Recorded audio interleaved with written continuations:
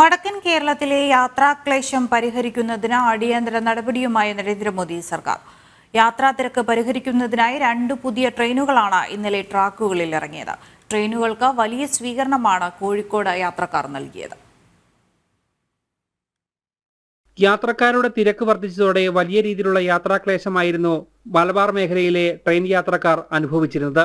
ഇത് സംബന്ധിച്ച പരാതികൾ ഉയർന്നതോടെയാണ് അടിയന്തര ഇടപെടലുമായി നരേന്ദ്രമോദി സർക്കാർ എത്തുന്നത്. ഷൊർണൂരിനും കണ്ണൂരിനും ഇടയിൽ പുതിയ ട്രെയിനുകൾ വേണമെന്ന യാത്രക്കാരുടെ ആവശ്യമാണ് സർക്കാർ നടപ്പാക്കിയത്. ഷൊർണൂരിൽ നിന്നും കണ്ണൂരിലേക്ക് ഓടിത്തുടങ്ങിയ ആദ്യ ട്രെയിന് ഹൃദ്യമായ സ്വീകരണമാണ് കോഴിക്കോട് ഒരുക്കിയത്.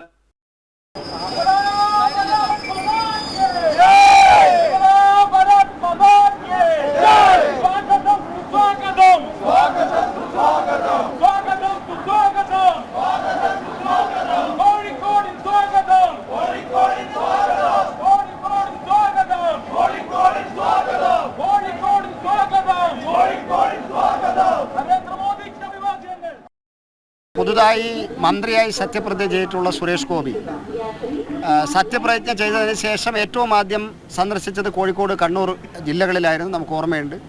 ആ സമയത്തുമൊക്കെ നമ്മൾ റെയിൽവേ മന്ത്രിയുടെ സമക്ഷത്തിലേക്ക് ഈ കാര്യം ശ്രദ്ധയിൽപ്പെടുത്തിയിട്ടുണ്ടായിരുന്നു. പാർട്ടിയുടെ ഭാഗത്തു നിന്നും കാര്യമായിട്ടുള്ള സമ്മർദ്ദം ഈ കാര്യത്തിൽ ഉണ്ടായിരുന്നു. അതിൻ്റെയൊക്കെ ഫലമായിട്ട് ഇപ്പോൾ മലബാറിലെ യാത്രാ ക്ലേശത്തിന്, റെയിൽവേ യാത്രക്കാരുടെ ദീർഘകാലമായിട്ടുള്ള ആവശ്യത്തിന് മൂന്നാം മോദി സർക്കാർ പരിഹാരം കണ്ടിരിക്കുകയാണ്. കൂടുതൽ ട്രെയിനുകൾ ഇനിയും വടക്കൻ കേരളത്തിനായി നരേന്ദ്രമോദി സർക്കാർ അനുവദിക്കുമെന്ന പ്രതീക്ഷയിലാണ് യാത്രക്കാർ.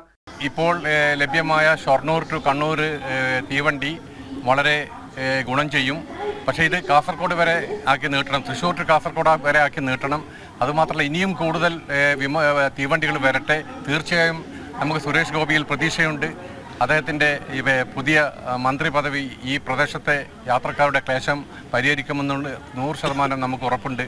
അദ്ദേഹവുമായി സഹകരിച്ച് ജനങ്ങളുടെ യാത്രക്കാരുടെ പ്രശ്നങ്ങൾ നമ്മൾ വീണ്ടും അവതരിപ്പിക്കും. ഏതായാലും കേന്ദ്ര സർക്കാരിന് ഈ തീവണ്ടി അനുവദിച്ചത് പ്രത്യേക മലബാർ ഡെവലപ്മെന്റ് ഫോറത്തിന്റെ പേരിൽ പ്രത്യേക ആശംസകൾ അറിയിക്കുക. എന്തായാലും കേന്ദ്ര സർക്കാരിന്റെ ഈ നടപടി യാത്രക്കാർക്ക് വലിയ ആശ്വാസമാണ് ഉണ്ടാകുന്നത്.